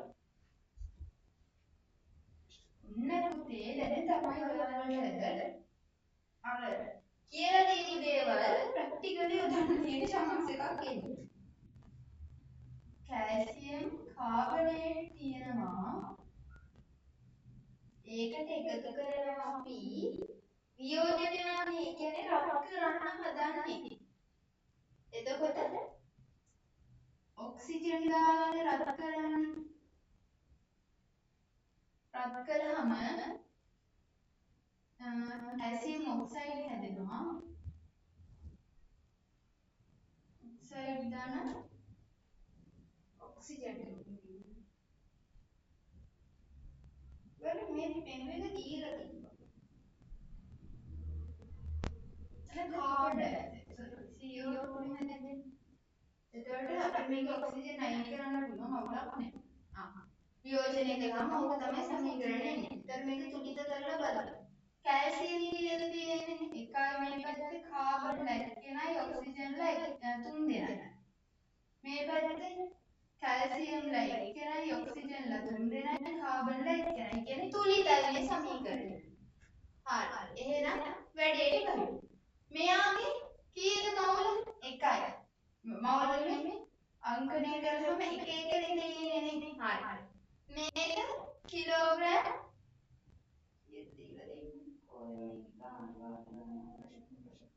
කිලෝග්‍රෑම් එකයි. කිලෝග්‍රෑම් එක කියන්නේ ග්‍රෑම් 1000යි. ඒතර කැල්සියම් වල මවුලික ස්කන්ධ එකක් මවුල ගන්න හොයාගන්න. 46යි කාබන් 12යි ඔක්සිජන් 16 වල 3. එතකොට එනවා 48යි. එතකොට මේ 10 බිඳුව දැන් මේක ඉදිරි 4යි 8යි මේක 10යි 100යි. 100යි GMOL ඍණ 1.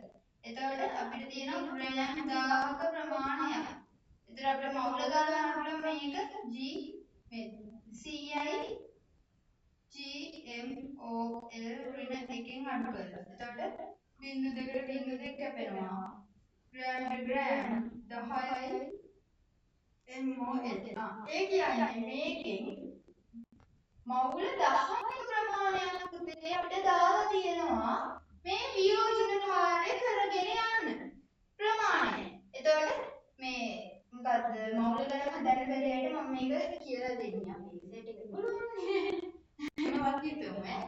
එතකොට මෙහෙමයි පුතේ. දැන් මෙයාගේ කිලෝග්‍රෑම් 10ක් කියලා තියෙනවා. කිලෝග්‍රෑම් 1ක් කියලා තියෙනවා නේද? කිලෝග්‍රෑම් 1යි නම් අපි ඒක ග්‍රෑම් කරගන්න පුතේ මවුල කරගන්න. මෞලික ස්කන්ධ ටික පේපර් එකේ දීලා තියෙනවා. එතකොට මේ ඉන්නේ කැල්සියම් වල මෞලික ස්කන්ධය, මේ තියෙන්නේ කාබන් වල, මේ තියෙන්නේ ඔක්සිජන් වල තුන් දෙනෙක්ගේ මෞලික ස්කන්ධය. ඒ ටික එකතු කරලා අපි මේක බෙදලා තමයි අරගන්නේ. මොකද MOL ඍණ එකක් තමයි අපිට මෞලික ස්කන්ධය දෙන්නේ. ඒක උඩට ආවොත් තමයි MOL වෙන්නේ. ඒ හින්දා අපි කරන්නේ අර ස්කන්ධේ මෞලික ස්කන්ධය බෙදලා ගත්තාම අපිට මෞල 10යි කියන උත්තරේ හම්බ වෙනවා. ඊළඟට මේකෙදි අපිට දැන් බලන්න තියෙන්නේ මෙයාගේ ඉස්සරහින් තියෙන කීයද? 1යි. මේ දෙන්නගේ ඉස්සරහින් තියෙන්නේ 1යි. එහෙනම් මේ දෙන්න තියෙන්නේ මෞල 10 10යි MOL 10යි MOL. ඔන්න පොයින්ට් එක ඕකේ. හරි. දැන් මෞල ගන්න අපි බලනවා. දැන් කොයි ස්කන්ධය හොයන්න තියෙන්නේ කැල්සියම් ඔක්සයිඩ් වෙනවනේ.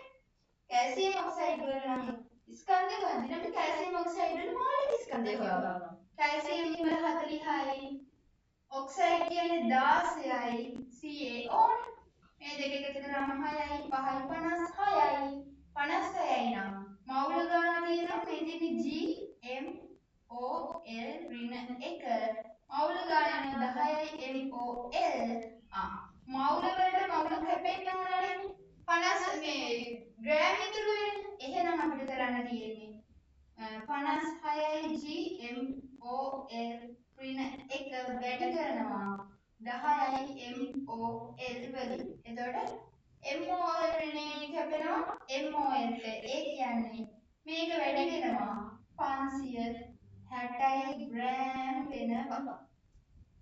හරි නේද? ඔන්න ගණන් හදන ක්‍රමය. එතකොට උත්තරේ තියෙන්නේ 494 උත්තරේ. ඊගාවට කාබන් ඉලෙක්ට්‍රෝඩ යොදාගෙන විලීන සෝඩියම් ක්ලෝරයිඩ් ද්‍රාවණයක් විද්‍යුත් විච්ඡේදනය කිරීමේදී සමස්ත විද්‍යුත් විච්ඡේදන ප්‍රතික්‍රියාව නිවැරදිව දැක්වෙන වර්ණය කුමක්ද කියලා කියනවා. විද්‍යුත් විච්ඡේදනයක් කරලා තියෙන්නේ. විද්‍යුත් විච්ඡේදනයක් කළාම හරියටම තියෙන්නේ මොකේද කියලා තමයි අහන්නේ. ඒකත් කියලාම දෙන්න.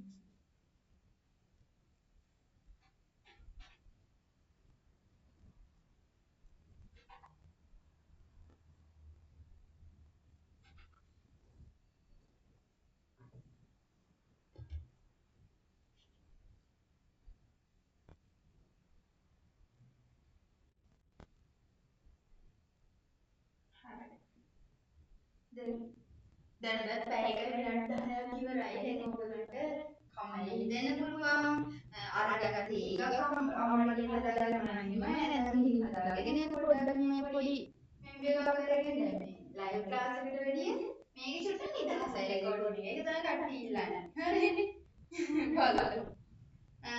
සෝඩියම් වල මේකේ තියෙනවා තේ සෝඩියම් දෙකයි සෝඩියම් प्लस आयन दाना දෙකයි ඉලෙක්ට්‍රෝන මෙතන දෙකයි සෝඩියම් හරි මෙතන එතකොට ධන දෙකක් තියෙනවා ඍණ දෙකක් තියෙනවා ධන දෙකට ඍණ දෙක අපන මෙතන බිංදු මෙතනත් බිංදුවයි මෙතනත් බිංදුවයි ඊළඟට සෝඩියම් දෙන්නෙක් ඉන්නවා මේකේ හන්නේ सोडियम क्लोराइड ද්‍රාවණයක විද්‍යුත් විච්ඡේදන සමස්ත එකනේ අන්න පුතේ සමස්ත එක හරිය මේකේ තියෙන්නේ මේ ආර්ධ කෝෂය එක මේ ආර්ධ ප්‍රතික්‍රියාව මේ ආර්ධ හරි ඊළඟට මේවල තියෙන ක්ලෝරීන් එක Cl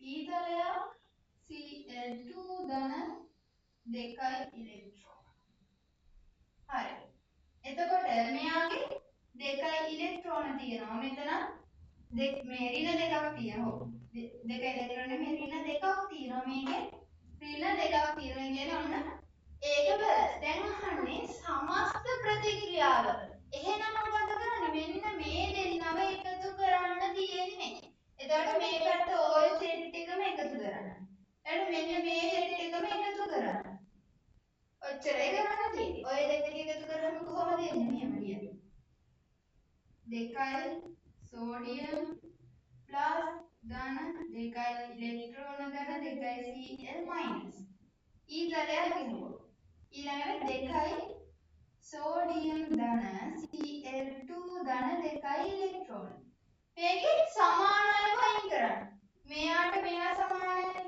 එයාව අයින් කරන්න එතකොට ඉතුරු වෙනවා දෙකයි සෝඩියම් ප්ලස් ධන දෙකයි Cl මයිනස් ඊතලය දෙකයි සෝඩියම් ප්ලස් Cl2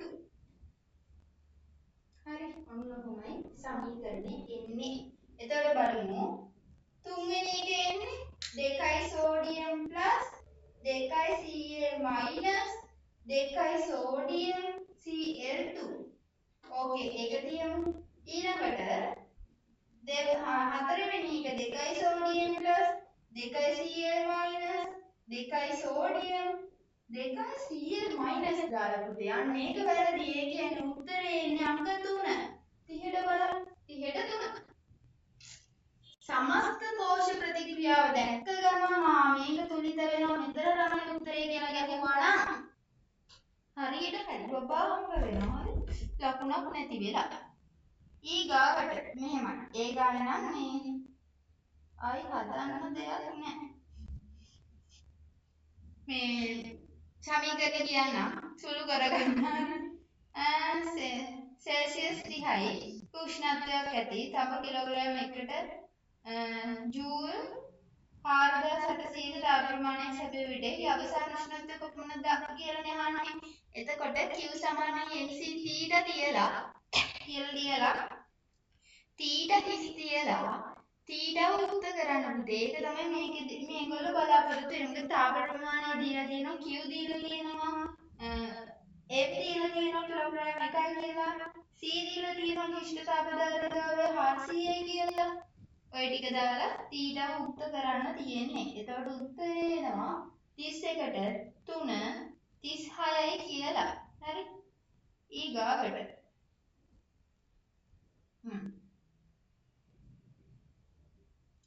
මේකේ උත්තලකාශයේ වස්තුවක් තිබ්බහම දල සටහනක් නිරූපණය කරන්නලු. එතකොට පළවෙනි වෙබ් එකේ යන්නේ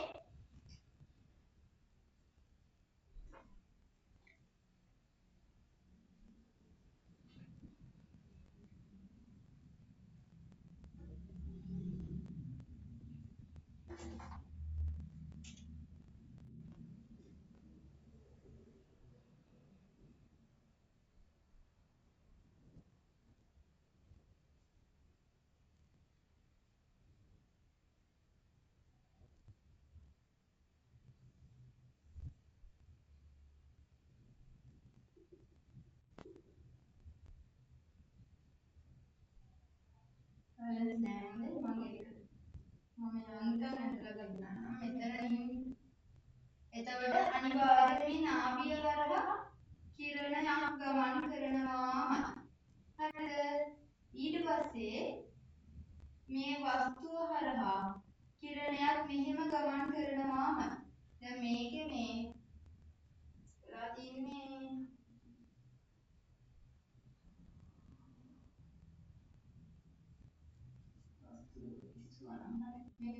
ඇඳලා තියෙන දේ දැන් ඔයාලට හොයන්න බැරි.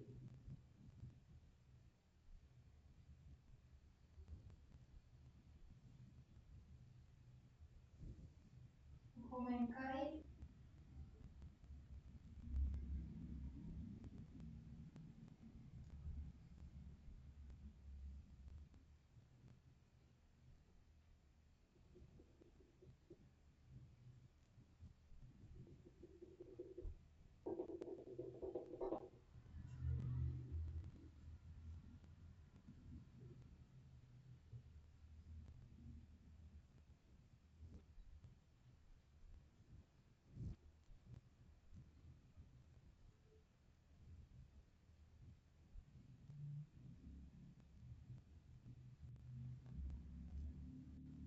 මේකේ මේ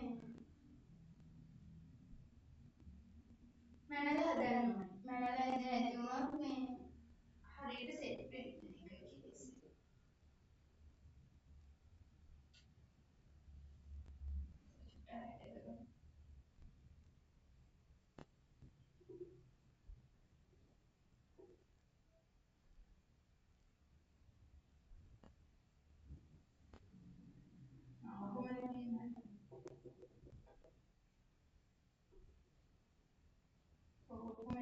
එතකොට ප්‍රතිබිම්බ හරියට ගෙලින් ගහලා කේස් එක තියෙන හරියට ඔන්න කොහොමද එතකොට ප්‍රතිබිම්බය හැදෙන්නේ මෙන්න මේ ස්ථාන. එතකොට උත්තරය අපිට ගන්න වෙන්නේ C හා D අතර නෑ. ඊළඟට D මත ඒත් නෑ. ඊළඟට D හා E අතර D හා E අතර ඒත් නෑ. D ට E ට හරි. E ට ඇරින් තමයි උත්තරය දෙන්න 32ට 4. 32ට 4. හරි. ඊළඟට 33 හිදී ඇතුළේ ප්‍රතිබිම්බයේ ලක්ෂණ දෙකක් එහිදී ඇතුළේ ප්‍රතිබිම්බයේ ලක්ෂණ දෙකක් නිවැරදිව දැක්වෙන පිළිතුර කුමක්ද කියලා අහනවා. එතකොට මේකේ මේ වස්තුව තව පොඩ්ඩක් මේ කොට වෙන්න ඇති. මම මේ ඇන්දට පොඩ්ඩක් ඒක බලන්න ඇති මේක උස්සලා තියෙනවා බලන්න කොහොමද. හරි.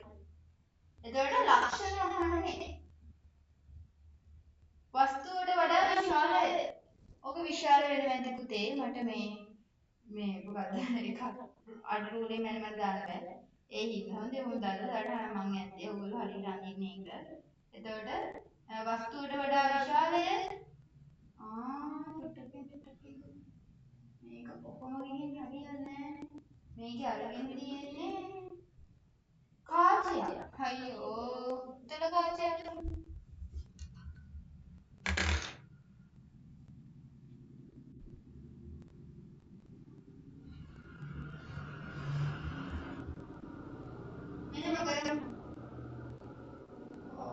මේ උත්තර කාචයේ ඔය තියෙන මේ මටන් ටික පොඩ්ඩක් තමයි බලාගෙන පාඩම් කරලා මට ඒක අඳින්න බෑ. අඳින්න බෑ. ඒ හින්දා පොඩ්ඩක් ඒක මේ බලාගෙන පාඩම් කරගන්න. මොකද මම කිසිසම් හදන්න වැරදි. මේ ඒකේ රූප පැහැ තියෙන විදිහත් එක්ක අනිත් පෑනත් එක්ක මේ ඕක ටිකක් අඳින්න බැරි අවස්ථාවක් තියෙන්නේ. එතකොට මේ පොඩ්ඩක් ඒක බලා ගන්න. එතකොට මේක එනවා 33ට එන්නේ වස්තුවට වඩා විශාල වෙනවා. යටි කුරුව තමයි බුද්ධක හිටාන උඩු කුරුව නෙමෙයි. ඒකයි මම කිව්වේ ඒක වැරදි. ඒකෙදි ආයි අනිත් පැත්තට පරාවර්තනයක් වෙනවා. අන්න ඒ කිරණ සටහන පොඩ්ඩක් බලලා පාඩම් කරේ මතක තියාගන්න. එතකොට උත්තරේ එන්නේ 1. ඊගාට 34 ආහාර ජීර්ණයේදී වැදගත් වෙන එන්සයිමය ක්‍රියා කරන ආහාර වර්ගය හා එයින් සෑදෙන ඵලය නිවැරදිව ගලපා ඇති පිළිතුරු තෝරන්න. ඔන්න බැරි වෙන්න බෑ ආහාර ජීර්ණ පද්ධතිය ගැන අහලා තියෙන්නේ පුළුවන් වෙන්න ඕනේ. ට්‍රිප්සින් ලිපිඩ මේද අම්ල සහ ග්ලිසරෝල්. අපි දන්නවා ලිපිඩ මත ක්‍රියා කරන්නේ ලයිපේස්. එතකොට ට්‍රිප්සින් කියන එක වැරදි. ඊට පස්සේ ඇමයිලේස් පිෂ්ඨය මෝල්ටෝස්. ඇමයිලේස් ක්‍රියා කරන්නේ පිෂ්ඨය මත. ඊට පස්සේ පිෂ්ඨය මෝල්ටෝස් බවට හැරෙනවා. ඒක හරි. ඊගාට ලයිපේස් ප්‍රෝටීන පොලිපෙප්ටයිඩ් ඒක වැරදි. ඊගාවට ට්‍රිප්සින් ප්‍රෝටීන් ඇමයිනෝ අම්ල ට්‍රිප්සින් ප්‍රෝටීන් එක ක්‍රියා කරලා ප්‍රෝටීන් ඇමයිනෝ අම්ල හදන්න කලින් පුතේ පොලිපෙප්ටයිඩ් හදන්න. පොලිපෙප්ටයිඩ් තමයි ඊගාවට ඇමයිනෝ අම්ල බවට පත් වෙන්නේ. ඒ හින්දා ඒක වැරදි. එතකොට උත්තරේ වෙන්නේ 34ට 2. බලන්න 34ට 2ද? ඔව් හරි. ඊගාවට 35 උදාසීනීකරණ ප්‍රතික්‍රියාවක් නොවන්නේ පහත ඒවායින් කුමක්ද කියලා අහනවා. උදාසීනීකරණ ප්‍රතික්‍රියාවක හැම වෙලාවකදීම ඔයගොල්ලෝ බලන්න H2O ඉන්නවද? H2O ඉන්නවා නම් ඒක උදාසීනීකරණ ප්‍රතික්‍රියාවක් වීමේ සම්භාවිතාවය ඉහළයි. ඊට පස්සේ තව බලන්න අම්ලෙකුයි බෂ්මිකුයිද ප්‍රතික්‍රියක වලට දාලා ඉන්නේ කියලා. අන්න ඒ කාරණා තමයි බලන්න තියෙන්නේ. බලන්න. Sodium hydroxide hydrochloric.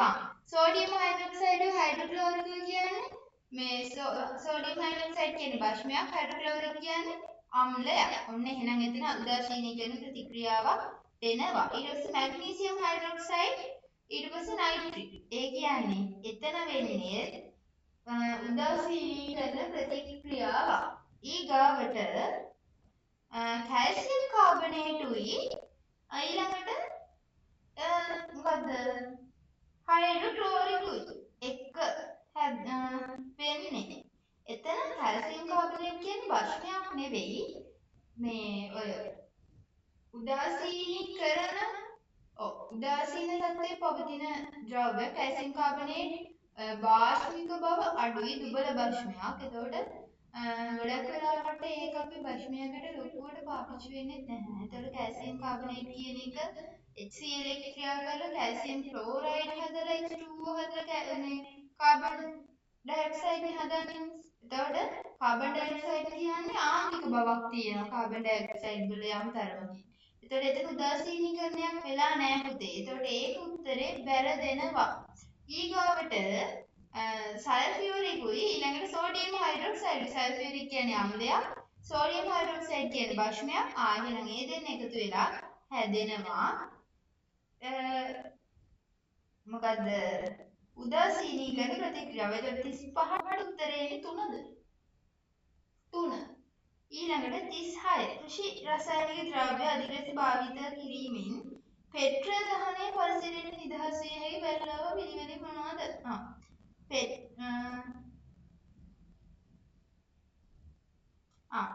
කෘෂි රසායනික ද්‍රව්‍ය අධික භාවිත කරාමයි පෙට්‍ර දහනය මේ පරිසරයට නිදහස් වෙන්න පුළුවන් බැලුව ගැන අහන්න. එතකොට අපිට ගන්න පුළුවන් හොඳම එක තමයි ආසනික්. ආසනික් කෘෂි රසායනික ද්‍රව්‍ය වල තියෙන්නේ. ඊට පස්සේ පෙට්‍ර දහනය වෙද්දී ඊයම් වගේ දේවල් පරිසරයට මුදා හරිනවා. ඒක බැරලෝහ කොටසේදී ඔය ටික තියෙනවා. පුතේ චුට්ටක් ඕනනම් බලා ගන්න. ඊගවට 37 ධ්වනිය පිළිබඳ වගන්තිය පහත දැක්වේ. වගන්ති පහත ධ්වනිය පිළිබඳ වගන්ති තුනක් පහත දැක්වෙනවා. උත්තරේ අහනවා නිවැරදිව තෝරන්න. හරි බලන්න. ධ්වනි තරංගය රැගෙන යන ශක්තිය අනුව කනට දැනෙන සංවේදනය. ධ්වනි තරංගය රැගෙන යන ශක්තිය අනුව කනට දැනෙන ශක්තිය අනුව කනට දැනෙන සැර බවක් නේද? එතකොට හඬේ සැර බව තමයි ඇත්තටම නැත්නම් තාරතාවයටතර සැර බව තමයි අපිට ශක්තියත් එක්ක කනට දැනෙන්නේ. ඊළඟට ධ්වනි තරංගයේ සංඛ්‍යාතය කියන්නේ හර්ට්ස් ගානනේ. හර්ට්ස් ගානට අපි සිංහලෙන් කියන්නේ තාරතාවය. ඊගාවට යම් ශබ්දයක් තරංග ආකාරයේ හැඩය අනුව කනට දැනෙන තරංග ආකාරයේ හැඩය අනුව කනට දැනෙන සංවේදනය ධ්වනි ගුණය. එතකොට උත්තරේ වෙන්නේ 1 හඬේ සැර තාරතාවය හා ධ්වනි ගුණය. ඊගාවට මුත්‍රාගල් සම්බන්ධයේ ප්‍රකාශ 3ක් ඔබට දෙලා තියෙනවලු. මුත්‍රාගල් සම්බන්ධයෙන් දීලා තියෙන්නේ. එතකොට මේගොල්ලෝ අහනවා වැරදිව නිවැරදිව බලමු. කැල්සියම් ඔක්සලේට් වන ලවණ ස්පටිකීකරණය වීමෙන් මුත්‍රාගල් සෑදේ. හරි. එතකොට ඇත්තටම හැදෙන්නේ කැල්සියම් ඔක්සලේට් ස්පටිකීකරණය වෙලාවක. මේ වෙන නෙමෙයි මේ මුත්‍රාගල් කියන්නේ මේ සිලිකන් ගෑවිච්ච එකක් නෙවෙයි. හරිද? කැල්සියම් ඔක්සලේට් තියෙන්නේ. ඒකයි බිය වෙලා යන්නේ. ඊගාවට මුත්‍ර පහ කිරීමේ අවශ්‍යතාවය කල් දැමීම මුත්‍රාගල් ඇතිවීමට හේතු වේ. ඔව්. ඔයගොල්ලෝ ඉස්කෝලේදී එහෙම දරාගෙන බලාගෙන ඉන්නවා නම් අම්මෝ ගෙදර යනකම් අන්න යන්නේ නැහැ කියලා මුත්‍රාගල් හැදෙන්න ප්‍රවණතාවයක් තියෙනවා. පරිස්සමෙන් ඔයගොල්ලෝ මෙහෙමයි වොෂ්රූම් පිළිසිදු නෑ ඒක මාත් දන්න ඉස්කෝල වලදනේ. එතකොට මේ පුළුවන් තරම් try එකක් දෙන්න. දැන් ක්ලාස් ගියාම ඔයගොල්ලන්ට යන්න කියන්නේ වොෂ්රූම් යන්න බැරි මොන හරි තත්ත්වයක් තියෙනවා නම් ෆුඩ් සිටි වල තියෙනවා පුතේ කාගිල්ස් කීල්ස් වගේ ඒවා හරිම පිළිසිදුයි. යන්න පුළුවන් කිසි ප්‍රශ්නයක් නැහැ. ඔයගොල්ලන්ට සරිග්ගන්නේ නැහැ. යන්න ඒවට හරි. මොකද ඉස්සර අපි පන්ති ගියාම ඇත්තට මෙතන වොෂ්රූම් එකේ ක්ලාස් එකේ වොෂ්රූම් එකට යන්න බෑ. එකක් ට්‍රැෆික් වගේ අනිත් ඒවා ගඳයි. ඕකෙන්ද අපි තෝරගන්නේ කාගිල්ස් එක. අපේ ක්ලාස් එකක කාගිල්ස් එකක් තිබ්බ අපි කාගිල්ස් එකට අනිවාර්යෙන් යනවා. ඒ කට්ටියක් දන්නවා. මේ ඉතින් ඒ වගේ මොකක් හරි ඔප්ෂන් එකක් හදාගන්න. ඊට පස්සේ ප්‍රමාණවත් පරිදි ජලය පානය කිරීම මගින් මුත්‍රාගල් ඇතිවෙනවා. මම උගලට කියලා මම කරන නරක වැඩක්. මම වතුර බොන්නේ නැහැ. එතකොට ඔයගොල්ලෝ වතුර බොන්න වතුර බිව්වහම මුත්‍රාගල් සෑදෙන එක වලකිනවා. හැදිලා තියෙනවා නම් ඒව දිය වෙන්නත් මේ වතුර බලපානවා. හරි? අතර උත්තර තුනම නිවැරදි. බලන්න එහෙම උත්තරයක් තියෙනවද කියන 4. 38ට 4ද උත්තරේ. හරි 4. ඊගාවට 39. වැවක රළපනාව මගින් ඉටු කරන කාර්යය කුමක්ද? රළපනාව කියන්නේ වැව බැම්මේ එළලා තියෙන ගල්. ඒ මොකද්ද වෙන්නේ? වැව බැම්ම කාදනයේ වැලැක් වෙනවා. එතකොට උත්තරේ 39ට 3 ඕවා වරද්දන්න බෑ. ඉතිහාසයටත් පට්ට ගන්නවා, විද්‍යාවටත් පට්ට ගන්නවා. ඕවා ආයි වරද්දන්න බෑ. ඇග්‍රි වගේ කළා නම් එහෙම ඇග්‍රි වලටත් ඕවා තියෙනවා. ඒතර මේවා වරද්දන්න බෑ. ඊගාවට මේ දීලා තියෙන ඒකාන්ත ප්‍රශ්නයක් හරි. නාභ්‍ය කොරෝනා රෝගය COVID-19 ලොව පුරා ව්‍යාප්ත වීමත් සමග ඒ සම්බන්ධ යෝජනා කිහිපයක් පහත දැක්වෙනවලු. මුහුණු ආවරණ පැළඳීම, ප්‍රතිශක්තිකරණ එන්නත් ලබා දීම, සමාජ දුරස්ථභාවය, ස්වයං නිරෝධායනය.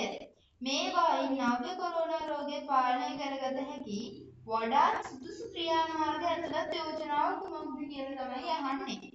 එතකොට ඇත්තටම මුහුණු ආවරණ පැළඳීම දැනට ඒ කාලේ පැළඳින්න ගත්තයි තාමත් පැළඳින කට්ටිය ඉන්නවා. එතකොට ඔන්න ඒ උත්තරේ හරි.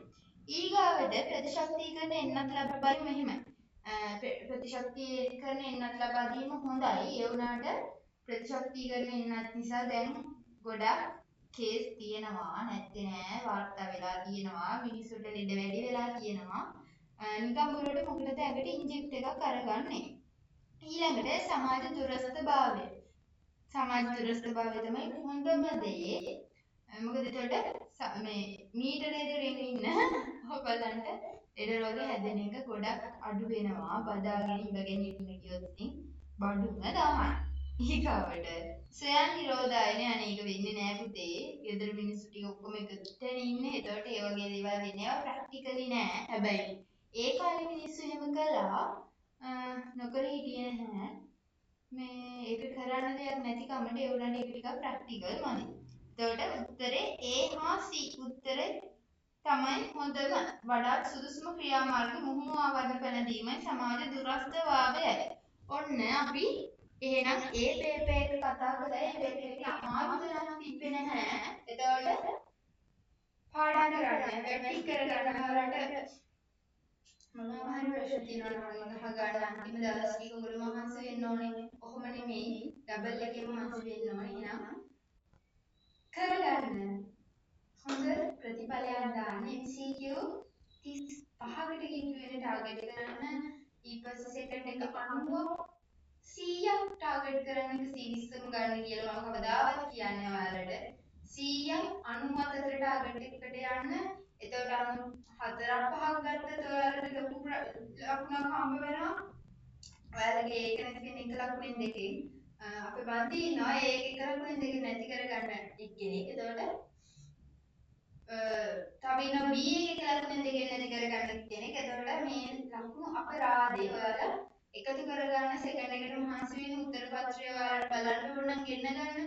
මම ඒ ටික අද දේවල් කියන්නම්. එතකොට රෙකෝඩින් බලන්න නැති වෙන්න දාලා තියෙනවා මගේ YouTube channel එකේ. YouTube channel එක ඩවුන්ලෝඩ් කරන්න subscribe කරන්නවත් මම අඩුතරමේ දාලා නැහැ. මොකද මට එහෙම කරගන්න මොනවක් නැහැ. ඔයාලා බලලා ඔයගොල්ලෝ ගොඩ යන්න ඕනේ එහෙනම් හරි. අපි ඊළඟ දවසේ හම්බෙමු. ගොඩක් වෙලාවට අපි සතියේදී මේ විදිහට රෙකෝඩින් එකක් තමයි ඔයාලට හම්බ වෙන්නේ. මොකද මට ට්‍රිප් එකක් යන්න වෙලා තියෙන්නේ. කරන්න දෙයක් නැහැ. අම්මලා වෙනුවෙන් කමම් බිම යන්නත් ඕන. ඊට කයිසත් ගිහිල්ලා දැන් ආයෙ යන්න වෙනවා. කරන්න දෙයක් නැහැ. එහෙනම් අපි ඊළඟ දවසේ හම්බෙමු ළමයි. එහෙනම් ආයෙත් good night. Good night. Good night. Bye. පරිසරෙට ඉන්න පාඩම් කරන්න. ඔයාලගේ පෙරදෙන වැඩ තියෙන්නේ මගේ 100% මම කරලා ඉවරයි. එතන නිහා තව තියෙන චූටි දේවල් ටිකම පොඩ කියලා දෙන්නම්. බය වෙන්න එපා. ඔයගොල්ලෝ අහන තරමට මට කියන්න දේවල් වැඩි වෙනවා. ඔයාලගේ දේ වැඩේ තියෙන්නේ දැන්. එහෙනම් කරගෙන යන්න හැමෝටම ඒකක් දාන්න පුළුවන්. ඒ දාන්න බැරි කවුරුත් නැහැ. ඒකක් කියන්නේ මැජික් එකක් නෙවෙයි. හැබැයි ඒක කරන්න බැරි දෙයක් නෙවෙයි. මහන්සි වුණොත් කරගන්න පුළුවන් දෙයක්. තාම කල් තියෙනවා. හෙට විභාග නැහැ. ඒකින්ද තාම කල් තියෙනවා. ඔයාලා කරගෙන යන්න. Best of luck. Bye.